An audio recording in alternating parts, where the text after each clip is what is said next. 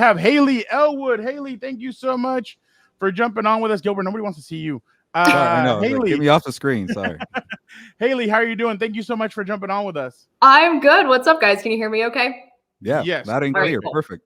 And Haley, why are you nervous? I've seen you on the big screen at the Super Bowl many times. So I didn't know this nothing. was live, but like weirdo Yeah, that was my time, bad. man. That's what you guys just brought up. So we'll add to it here. No, happy to be on, happy to join you. We didn't get to do this at the Super Bowl. That would have been taped. So now we'll just do it live. What's the Bill O'Reilly Exactly. thing? We'll do it live. Yeah, exactly. It's a yearly tradition that we've had ever since we started this, guys. For any of you guys that just started following us or jumping on with us, Haley was the first person we interviewed at Radio Row in the LA Super Bowl in 2022. And then first person we interviewed at the Super Bowl in 2023. We were hoping to do it this year. We couldn't, but hey, we still have her on. It's our yearly tradition. It continues. So Haley, thank you so much again for jumping on with us. Yeah, thanks for having me. No, so happy to join you guys. Like we said, it's a yearly tradition, a tradition unlike any other, as we like to say. And we're just about, a month late, but whatever. Let's do it. Gilbert? Yeah, no, I'm ready to ask a question. So I'll go here first, Haley. And obviously an exciting time for the Chargers, a new coach, a new GM, a lot of new players, a lot of old faces leaving too as well. But let's start with the two, I guess, the shot callers, Jim Harbaugh and Joe Ortiz. How's that been so far to kind of get to know them and also seeing it all play out this offseason, Haley? Yeah, I think it's a really interesting sort of transition as this team is now going through, because this is the root of it, right? Like this is where their fingerprints are visible on this team and what is going to happen with this team moving forward. And I think, although I haven't really gotten a chance to sit down with those two yet, we'll do some stuff next month, obviously, like, to talk about what happened in free agency and talk about the draft and everything. But in speaking to a lot of the coordinators, basically just the two new ones, obviously Ryan Ficken as well, but the two new coordinators, and getting a sense of what this Jim Harbaugh team is going to be like, there's a lot of cohesion because these are guys that he's known very well. And there's all these familiar ties, right? There's all these Ravens ties. There's these Michigan ties. So there's all this kind of, it's a lot of new faces, but a lot of these new guys know each other. And I think that's going to bode really well in terms of building something and being able to not just kind of pick certain guys and kind of bring maybe some different visions together. Everyone is very clear and has the same vision. And I think you're going to see that on both sides of this team. So you haven't spoken Haley, to Jim real Harbaugh, quick before Gilbert goes, Jorge says you're a real one. Yes. Thanks, Jorge. Appreciate it. And Haley, so you haven't got to talk to Jim Harbaugh then? Haven't yet. So what do you expect it's going to be like? Because we all seen the 49er video or the Stanford and obviously at Michigan. He's very animated and, really, I guess, different. We've seen the stories too. A couple of features came out about, I think he got into a nice tub with a full clothes on, and he just seems like a different cat. So I guess, what are you expecting? And have you, caught up on all the stories and things like that? Yeah, I can't wait. I'm very excited to actually get a chance to sit down and do an interview with him. Watching his press conference was a wild ride and so much fun. And so to be able to kind of like sit and get him one-on-one is going to be great. I'll say this. Both my parents actually used to work for a local station down in San Diego. They were the CBS affiliate down there behind the scenes. And I was talking to my dad shortly after the Chargers had hired Jim Harbaugh. And he told me years ago when Harbaugh was still playing with the team, he remembered sitting with him at, I think it was like the Chargers blood drive breakfast or something, like a breakfast with the blood drive. And my dad was there and Jim Harbaugh was at his table. And my dad said, I just remember the way he spoke and the way he talked and the way he talked about this team and maybe what was going to happen in the future. He was like, that guy's going to be the coach. And this is not to credit my dad's scouting abilities by any means, but I think this is something it was like a natural progression for him. And I read Daniel Popper's article where he spoke with so many former Chargers players about what playing with Harbaugh was like. And I just kind of think back to that conversation that my dad had where he said, even years ago, even when he was a player, you could tell that this was sort of his destiny. And I'm just really excited to be able to kind of, like I said, sit down with him and talk to him and really sort of get the vibe now that we're seeing this team sort of come together, right? We started free agency. The draft is next month. We're sort of now getting a little bit of a look at what 2024 is going to be like. Okay, Haley, I got it for you. So for that interview, you're going to be wearing khakis, a hat, and a whistle. Like, is that you got to put on khakis at least when you interview him. I think that would be fantastic. I think he'd love that. Yeah, I don't know. I mean, I do think a lot of thought goes into my outfits, but I'll see what I can come up with there. You know what? Somebody, Mimsy called you a fashionista extraordinaire. So, hey, she's not wrong. So, and a lot of people are showing you love in these comments. So, Thanks, guys. so we Appreciate definitely, that. yeah, we all appreciate that. But, so obviously Greg Roman is known by the NFL world. Jesse Minter is not. Just what did you kind of pick out from his interview? I mean, this is his first time, I mean, being a defensive coordinator in the NFL. He's a young guy. We saw what happened with Mike McDonald when he came over, goes to the Ravens. Now he's the head coach of the Seahawks. But Jesse Minter, just what did you kind of get from him? I could have spoken to him for like 20 minutes and really we just kind of went on and he was very, very impressive. And I think, you know, when I kind of talk about that familiarity that these coaches have primarily with Jim Harbaugh, he said that's actually going to bode really well for them moving forward now with the Chargers. Because when he got to Michigan, Minter's like, I was the new guy. You know, I was kind of learning how Harbaugh ran things. He was established, but now we're coming into this together. And I know how he likes to run things. One of the biggest takeaways that I had from that interview with him was what he talked about with this defense and how he said, we're trying to not complicate things, but it's going to be a 50-50 situation. It's 50% of what you play and 50% how you play. The what you play, he said, is going to vary because that's going to be like, who's our personnel that's available on our team this week? Who are we going up against? What do they do? And then the 50% of how they play, he goes, that's never going to change. That's the toughness. That's the physicality. Those are the things, you know, these things that we've heard, right? But he said, we're not making it overwhelming. We want these players to do what they do best. And I said, well, how do you do that where you're kind of going to change some things because, you know, he's known to be multiple. He's known to disguise a lot. And he said it really, really comes down to we're not memorizing play calls. Now, here's the thing. I don't know what that means quite yet. And I can't wait until we get to talk to players when they actually get to dive into this scheme to really hear, like, what is that? But it's not necessarily the play calls. It's more the concepts and how that's going to vary from week to week. You know, we talked a lot about Derwin James, obviously, and he goes, he's enticing because he can do so many great things, but we got to pull the reins back. We got to just let Derwin, at least to start, do what he does best. And that's obviously just, you know, getting off the ball and having him play close to it and whatnot. And so I think all of that. And now you have Khalil Mack back and you have Joey Bosa back and you have Thule, you know, who's able to rotate in there as well. So you have these guys, these sort of, you know, veteran players who are now going to learn this scheme as well, coupled, you know, with some new guys that are being brought in or probably going to be brought in during the draft as well. But I just think the biggest kind of takeaway was going back to what I said, even though I said like 5 things already, was just the fact that he's coming in now, even though he is new to the NFL, he's been established with Harbaugh, and that's going to just do really, really great things, I think, for this defense. Yeah, no, I completely agree. But obviously, you talk about when you look at Greg Roman, just what were kind of some of your impressions from him? Because I know there's been a lot of talk about what is this offense going to look like? Is it going to be a run first? Is it going to be this? Is it going to be that? Like, what were kind of some of your impressions from Greg? So here's my thing. Whenever I go into an interview, especially if you're reading things like that and you know you're going to sit down with someone, I wanted to give Greg Roman the floor and try to ask the questions that would elicit a response to say like, hey, here's how we're going to do things. And the biggest takeaway was balance. This is going to be a really, really balanced offense. I was like, hey, we know you like to run the ball, but you got Justin Herbert. And so how do you balance that? And he goes, well, you just have to find a way because you're not running it all the time, but you're not passing it all the time. And he obviously truly believes in being, you know, a better run team as the season goes on as well. Gus Edwards might play a role in that now. But he said the biggest thing is I want this offense to become a nightmare for opposing defenses. I want this offense to be so multifaceted and change things up that when a defense comes to play the Chargers, it's like, oh gosh, we got to play them.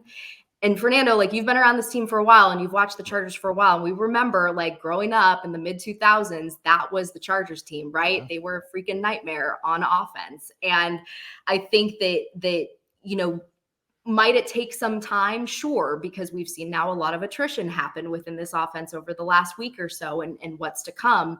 But that was the general philosophy. And he said, ultimately with Justin Herbert, it's our job as coaches to tap into it, to tap into what he does best.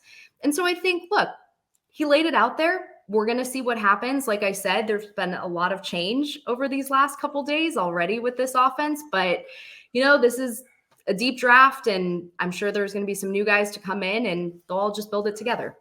Can I get a follow-up, Fernando, before you ask your next question to Hayley? No, it's all you now. Okay. I was just curious because, maybe, I don't know if the subject came up, Hayley, but does Greg, hear people say, it's not, 2014. It's a pass-heavy league now. He hasn't been, play caller for a couple of years now. And then the jokes about Herbert running the football a lot more, like Lamar Jackson or Colin Kaepernick, two quarterbacks that he worked with. Did that come up at all? Does he laugh about stuff like that? If it did? I will say this, he laughed a lot. So going into it, look, Greg Roman's been around for a really, really long time in the NFL, and I didn't quite know what to expect. And off the bat, when he was kind of coming in, he was kind of cracking jokes. And I'm like, okay, cool. I can kind of crack jokes and like, we're good. We necessarily did not crack jokes about that stuff specifically. But I think his ultimate point was, because I also asked, how do you balance like production and efficiency? And his point was, we're here to win. Like, fantasy football is great and stats are great, but our goal is to win games, and us as coaches put these players in the best positions to do that. So, like I said, he laid it out there. We have kind of the blueprint of maybe what's to come. And, we've seen some offensive additions over these last couple days as well, along with some subtractions, if you will. But I think, as this continues to build, we'll get more of that vision of what's to come. But hey, if he wants this offense to be a nightmare, I'll take him at his word. That sounds great. Hey, nothing wrong with being a physical team when the trench is in. Fernando, let me ask this question. You can have the next one. But a difficult, I guess, maybe question for Charger fans to hear. Keenan Allen no longer around, and you've been with the team for a long time. I'm guessing you know Keenan Allen very well. And when did the news happen, Fran? Like late Thursday night? So I'm guessing Thursday night. A bombshell for everybody. What did you think about it, Hayley? And any stories you want to share from covering Keenan Allen? Yeah, I think I think everyone was surprised, obviously, in many ways, just because we had kind of seen like these dominoes fall. We knew like the big four, right? With Mike and Joey and Khalil and Keenan, and that something was going to have to happen there. The Mike domino falls, the other two restructure, and then Keenan's kind of left over here. And so, look, I will not speculate as to the decision that they made. We'll hear from Joe Ortiz and we'll hear from Jim Harbaugh at some point, I assume, like I said, probably before the draft, where we'll find out kind of what everything happened, what went into free agency, if you will.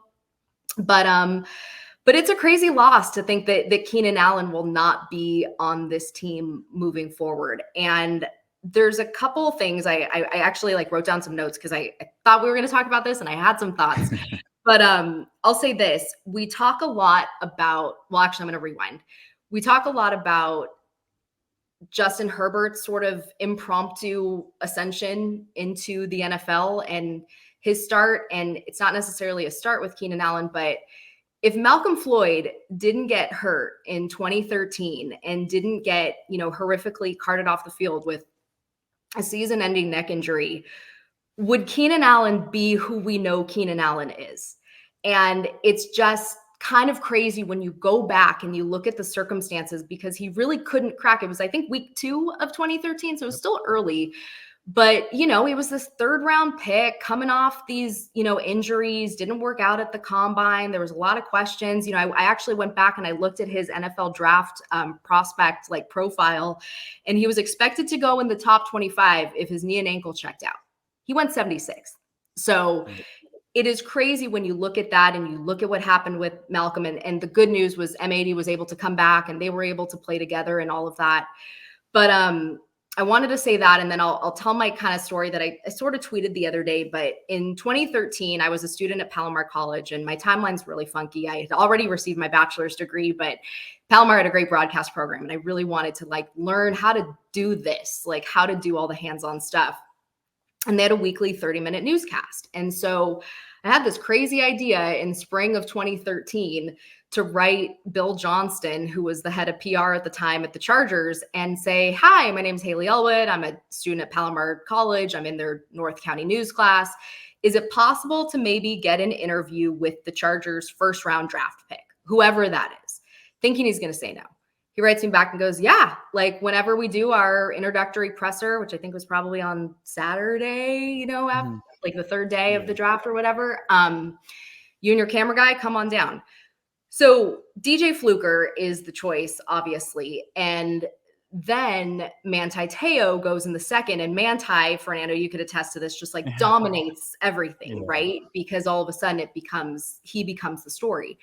And then you have this guy in the third round out of Cal, this wide receiver who is just kind of there. And lo and behold, has the indelible mark, makes his indelible mark on Chargers franchise history. And I just think it was really crazy when you look back at that day and how you had this, guy from Alabama, you had Manti, and then Keenan was sort of just this third round guy, again, coming off injuries, trying to figure it out, and ends up being the superstar who he was. And I think, one of my favorite parts about being around Keenan were just the conversations that you got to have. I remember in 2017, he told me, he's like, give me 16 games, give me the 16 games. And I promise you, I will be the best in the league. And okay, so 17 games now, but I think what he did last season was truly, truly incredible to do it at the age that he did. And so I think, one other thing, I'll shut up about all of this, but I think one of the best things about Keenan too has been, for those of us who have been around him for a long time, to have seen his growth from this, young kid out of Cal to this very established player, father, husband, teammate, all of that. And how when, I think at the beginning of his career, it was Phillip Rivers guiding him along, and it was Stevie Johnson and Eddie Royal and Gates and Malcolm and those guys guiding him along. And then at some point there's a shift that happens and he becomes that guy for Joshua Palmer, for the younger guys, but then also for Justin Herbert. And so now going to Chicago, and whoever it is that they take it first overall, let's call it Caleb Williams, if it is Caleb Williams, he, I think, is going to be such a great resource for him because he's done it now with a younger guy and he knows how to do it. And what, better teammate would you want than to have Keenan Allen be paired up with you? And not just that, Hayley, but in 2013, I remember he had a rough go of it during training camp. Mike McCoy was saying, we don't know if we're going to use him against Houston. Remember that game? They were up 24-0. Houston comes back and beats them on Monday Night Football.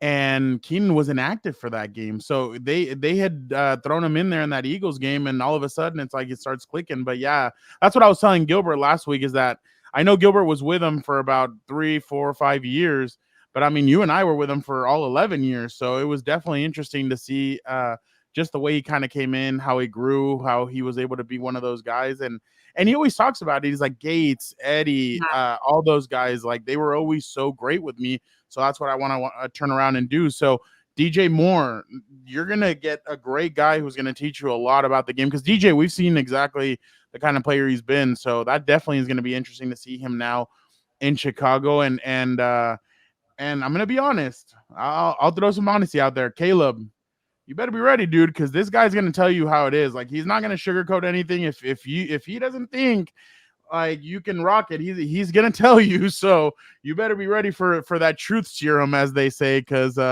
Keenan's not gonna stay quiet if he's not doing it the right way, to be honest. But I think also, just to interrupt or interject, I think that's kind of part of his charm. Also, really quick, when I went back, because I went back to watch a bit of that Eagles game in 2013, and it was a 3rd and 8, and his reception went down for 18 yards and a pass interference. So he knew exactly what he was doing back then to draw the flag. And it's so funny because, I mean, it's not funny, but looking back, you hear Greg Gumbel as he's talking about this, it's like 3rd and 8. And he's like, man, this, the Chargers have just, these players, it's so tough. You see one of your, your teammates go down in this horrific fashion. This is where the going gets really tough and you got to dig deep. And then, lo and behold, an 18-yard reception from Phillip Rivers to Keenan Allen, and the rest is history. And even Greg Gumbel said, "Who is this Keenan Allen guy?" Like, I remember at one point he said that. So it was just one of those things where it just completely got going. But yeah, no, Keenan, Chicago media should be excited, because I'm sure he'll miss all of our smiling faces, but I'm sure Chicago media should be excited. But Hayley, kind of shifting gears a little bit to the NFL, more money obviously means more money to go play around with. It feels like there's been a lot of movement during free agency. Is that kind of the way you've seen it? I mean, it seems like so many players are moving. Justin Simmons gets cut in Denver. Like, Russell Wilson's down Pittsburgh. Justin Fields goes to Pittsburgh. Like, it's just a lot of movement and chaos. Is that kind of week one? I mean, and we're only a week into this, so is that kind of what you've gotten? It is so crazy. I think this is my 11th season now, like working in the NFL. I don't think there's been an off season like this before. In fact, I was queuing it up. My mom sent me this GIF. I'm not sure how clear it's going to, oops, hang on. It's Leslie Knope. Sorry, my stupid ring lights in the way. She's like erasing the whiteboard. And my mom's like, this is going to be me trying to figure out like all the moves and where everyone is gone. And it's absolutely insane. There is like so much, so many different things that are happening. But then it's funny, you look at like Washington, you're like, okay, Anthony Lynn's over there now, and Austin Eckler's over there, and Michael Davis is over there now. And so it's like you kind of see some like little bunches, kind of similar to how some of these Ravens and former Ravens have now, entered the Chargers. But this is a really, really, really crazy offseason. And I just think, you have the teams like the Washingtons. I think Chicago had a lot of money that are able to sign a lot of these guys. And then you maybe have the teams like Denver that are sort of now crafting the team in the vision that maybe Sean Payton wants the team to be. This one's nuts though, man. This is a really, really, really crazy offseason. Like you said, we're only barely a week in, and there's probably still more to come. There's still, I'm sure, a couple names out there who are looking to find homes and whatnot, but this definitely feels like an absolutely wild ride of an offseason and of a free agency for sure. Gilbert's mad at me because I've kept this going about football. No. He wants to talk about something else, but real quick, fans are showing you love. Haley, Brisket Broad say, Haley. Somebody else said, love Haley, always the best interviews, loved her coach's interviews. Thank you. Haley's awesome. So everybody's showing Haley love. I just wanted to make sure that everybody's showing her love. Gilbert. Yeah. Haley is the GOAT, so keep sharing the comments. I'm okay with that. Yeah. I'll share some of the comments right now. Haley, I know you're a busy person. Look at him. He's so antsy. I'm excited.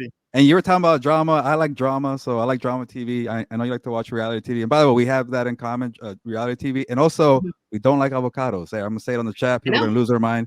I think I outed you. I'm sorry if I did that. It's okay. But it's a big deal. But, we're in the same club. No avocado club. We're okay with that. Yep. But the question now for the drama, Love is Blind season 6. What did you enjoy from that season? It could be the location fiasco with Jeremy, or it could be Trevor having a girlfriend, but he was picked number 2, or Jimmy needing his EpiPen. So I don't know. What stood out to you from all the drama?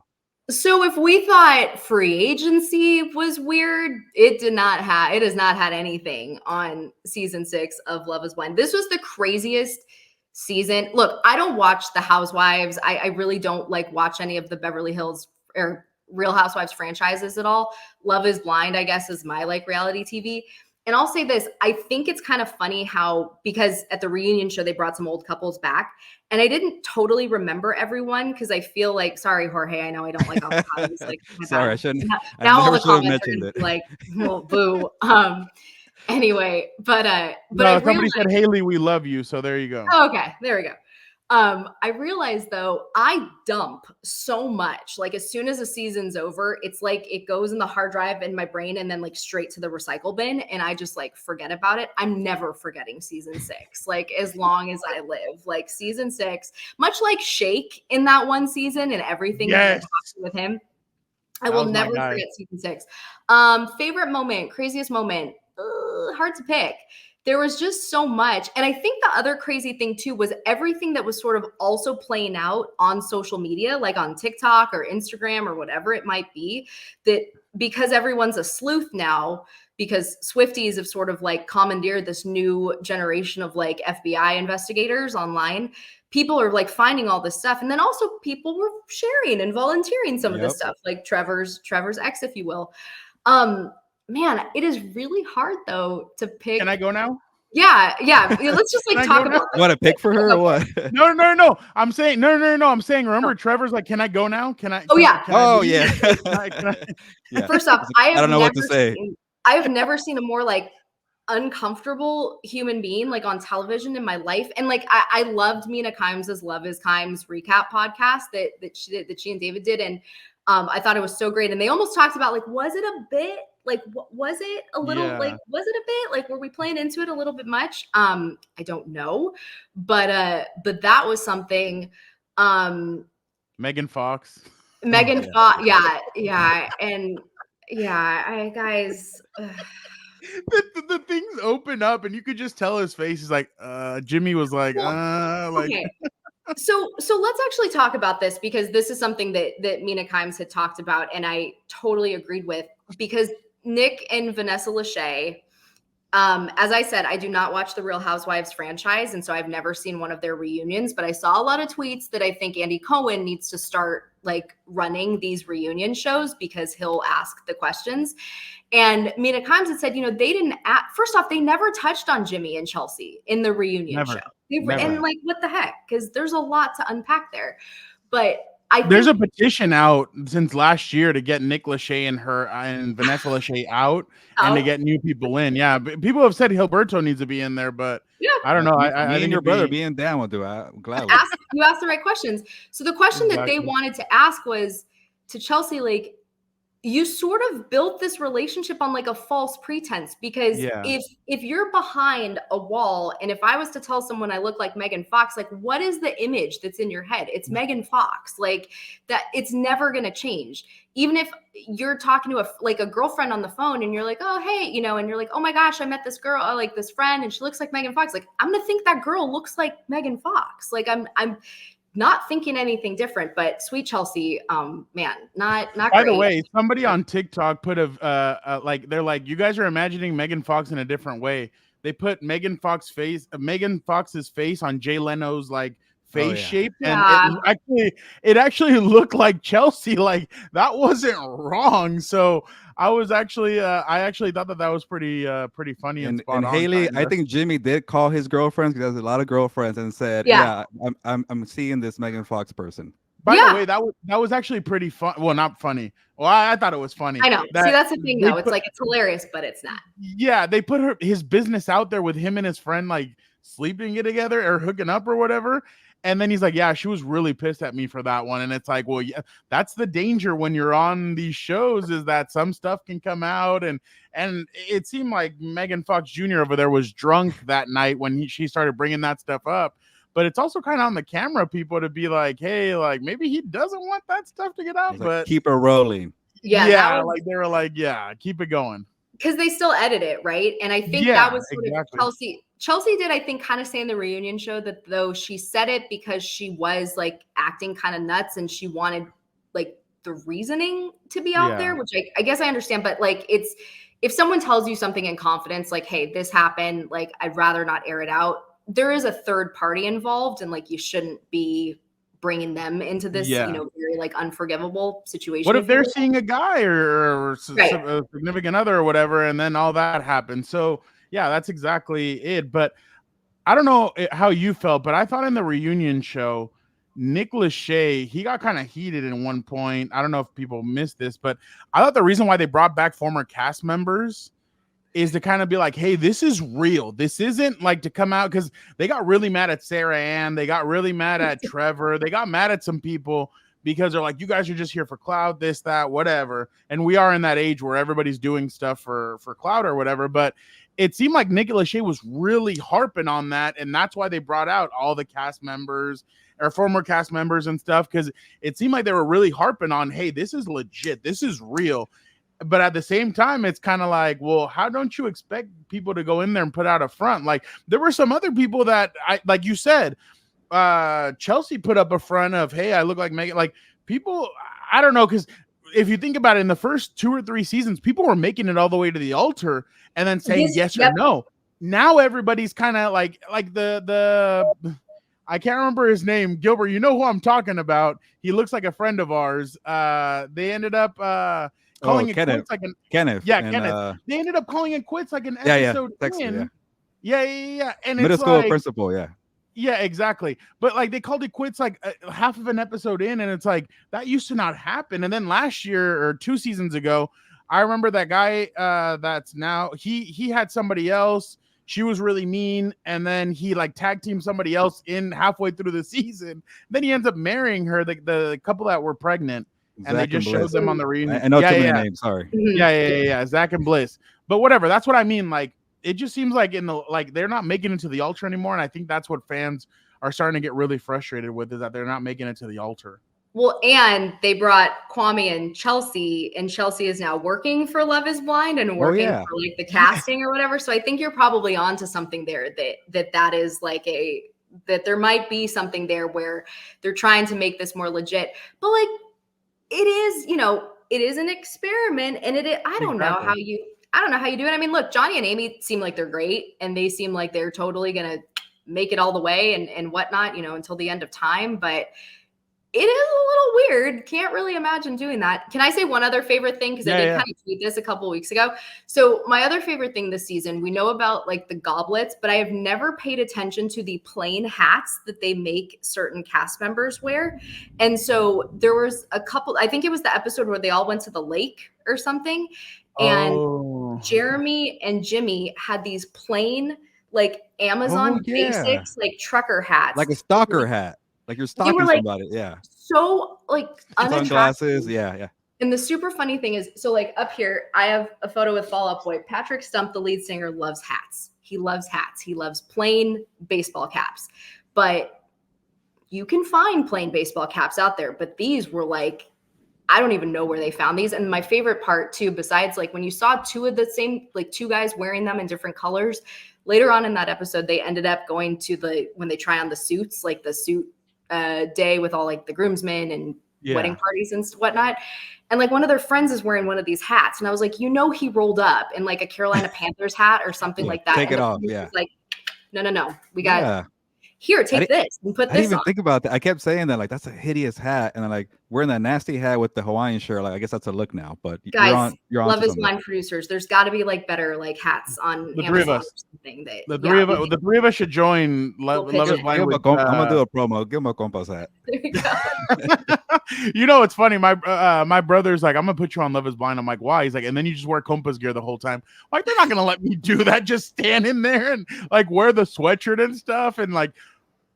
So yeah, exactly. But also, I thought it was pretty funny when they took the timer from who did they time again? That Jimmy and Jessica. Oh yeah. When they timed them 90 minutes. Yeah. Oh no, that's him going to Sarah Ann's house, right? No. This was the Jimmy and Jess like she let. Oh yeah, you're right. Ended it. Yeah, but they did it. When he was deciding 2.5 hours or whatever.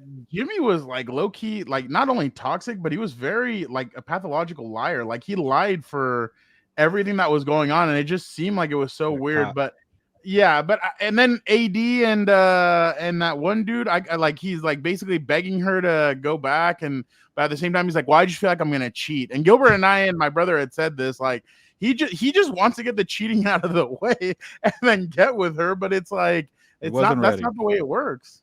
It's not the way it works. And also, like, why go on the show if you're like, kudos to him, because he did say it sounds like he's kind of been going through some stuff to try to work through maybe some of the things that he dealt with.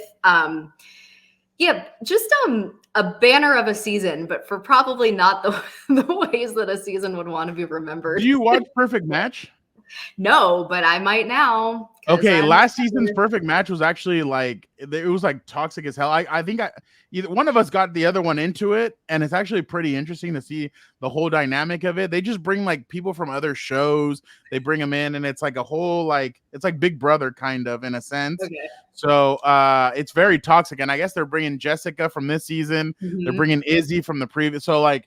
It seemed like they're already getting a bunch of toxic people, so I think it could be even worse. There were rumors, or I saw some stuff online, but they didn't address it in the finale, that Trevor is probably on the season as well, or was going to be on the season or something like that.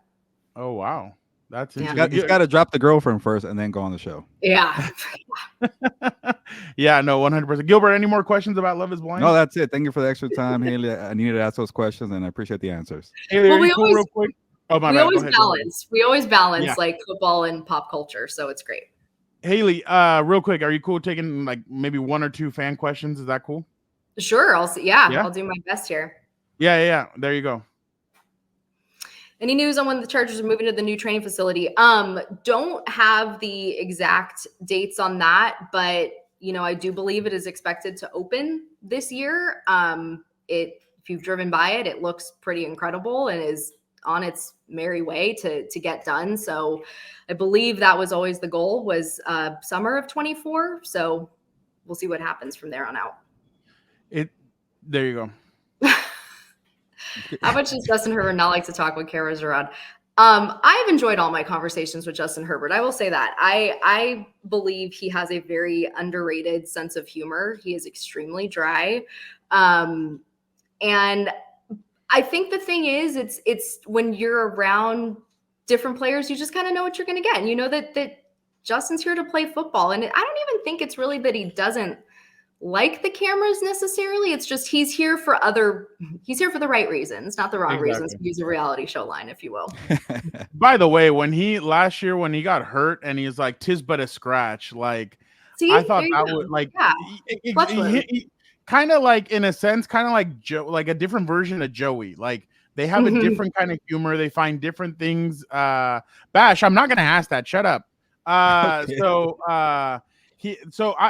I really think that's the thing. He's different. He's a different kind of guy. And I mean, everybody's different. Like, not everybody has that outgoing personality. Like, people are just, I think it's because of Philip, kind of everybody thought like maybe Justin would be the same way, but Justin just completely, he loves playing ball. Like, he's a great, he's different, just a different kind of guy, but he's funny. Like, whenever he throws his little one-liners, like I remember somebody asked him, like, are you still working out? Do you still pump weights? And he's like, why does it not look like it? And that got Gilbert 1.4 million views on TikTok. So Gilbert was appreciative of that one. We'll take that answer. Yeah. Any dumb questions, I'm ready to record them. Yeah, exactly. Question for all three of you. All receivers are available. However, you get an offer for the 5th from the Chicago 8. So you're going to trade with Chicago again, Luis? Oh, okay. You get 8, 3rd, and the 1st. Yeah. So what would you do? So all the receivers are there, Hayley, or do you trade down? What are you doing, Hayley? So this is an interesting thing when you think of where the Chargers, maybe where their needs are right now, and obviously in this draft. And when you look to receiver, yes, there is a need now at that receiver space. But if you do get an enticing offer, I'm going to dance around answering this, but if you get an enticing offer, do you pull back and then maybe do what the Green Bay Packers have done over these last couple of years? And that's take receivers in the mid rounds or so. In 2022, they took Christian Watson, they took Romeo Doubs, they picked up Bo Melton from the Seattle practice squad. And then in 2023, they picked up Jaden Reed in the 2nd, Dontavian Wicks in the 5th. Malik Heath was an undrafted free agent who ended up coming along. And sort of building your core maybe that way, adding with Quentin Johnston and adding with Joshua Palmer and sort of adding some other guys. So is that something you do? We've heard this is a deep receiver class. Maybe you do trade back. You know what I mean? If the offer is enticing enough and if you like, what your board is like, because that's obviously most important. But then again, you do where you are picking at 5, you have these 3 blue chip receivers. 2 could still be there. I don't know if all 3 will be there when you pick at 5, but you do have some options. And I think when you look at how the Packers have built their offense over the last, 2 seasons, with the loss of Devontae Adams, and it's like, how are they going to be able to move on? And it's like, well, you found these younger guys who all kind of were thrown into the fire, obviously with Jordan Love, but thrown into the fire and they were able to figure it out. And maybe is that something now with this Chargers team where Justin is obviously established and you have Palmer and Johnston who have been here, but they're all learning a new offense at the same time too. So maybe is it not that difficult to add a couple new faces to the bunch to see what happens there? Gilbert, remember that's a San Diego mentality. Say, Hayley, he's happy because he mentioned the Packers met it yesterday, so last week. Okay. So great minds think alike. That's at San Diego. Real quick, Hayley, any news on where the Chargers draft party is going to be? I have not heard Brisket Broads. I am very, very sorry, but hang tight. We are 6 weeks away or so. Yep. So we will. Are you gonna go? Are you gonna go to any Rancho Bernardo games? Eric Weddle's now there. I mean, hey, your Broncos weren't. Yeah, exactly. Yeah, I actually did see him. He remembered me. I was like, oh, I'm surprised you remembered me. He's like, dude, he's like, I can't forget that smile. And I started laughing. I was like, well, I appreciate that. But have you seen your Broncos play yet, or? I have not seen my Broncos play. You know what? I would like to actually go down and catch a game. It was actually really cool seeing Weddle at Gates's Yes. Bates' day that he came. Yeah. Yep. Yeah. At the alumni game. And we got to kind of catch up and all about that. And that was awesome. I actually, Poway Unified now, it's Weddle at RB. Who's the coach of Del Norte? Is it Nick Barnett who used to play? He was a linebacker. Hang on. But to have these pro Nick Barnett. Yeah, it is Nick Barnett. Okay. Who's a linebacker for the Packers. To have these pro players now coach these high school teams, that's awesome. That is so great. And I'm sure, the talent doesn't just start and stop with them. I'm sure there's other, districts. I just don't follow high school football as closely as I used to, but that's pretty cool. So I don't know. Hopefully we'll get down and we'll check out those Broncos. The good, I always like to say it's weird working for the Chargers and like you got the Broncos, but the RB Broncos. Exactly. But Hayley, thank you so much. By the way, you mentioned a name, Bill Johnston, hell of a guy. He gave me my opportunity to go in there. So it's awesome that he gave you that opportunity as well. Bill Johnston, a great guy, a great human being, just was fantastic in all facets of it. But Hayley, thank you so much for jumping on with us. We truly appreciate our yearly tradition. We love it, and we hope to see you soon in person. Tell Chase I say hi. I hope you keep on enjoying your Ducks games. I know you're there constantly. I think that's totally awesome. But Hayley, honestly, we always appreciate you having you on and talking shop a little bit and seeing how you're doing. Thanks, guys. I definitely appreciate it. I will join you for Weirdo Time anytime you want. So thanks for having me. There you go. She knows about Hayley. Weirdo Time. Yeah, heck yeah. Hey, next season, after the next season's done of Love is Blind, we'll have you back on and we'll discuss it again. Perfect. What's a Thank date? you so much. Thanks, guys. Yeah, heck yeah.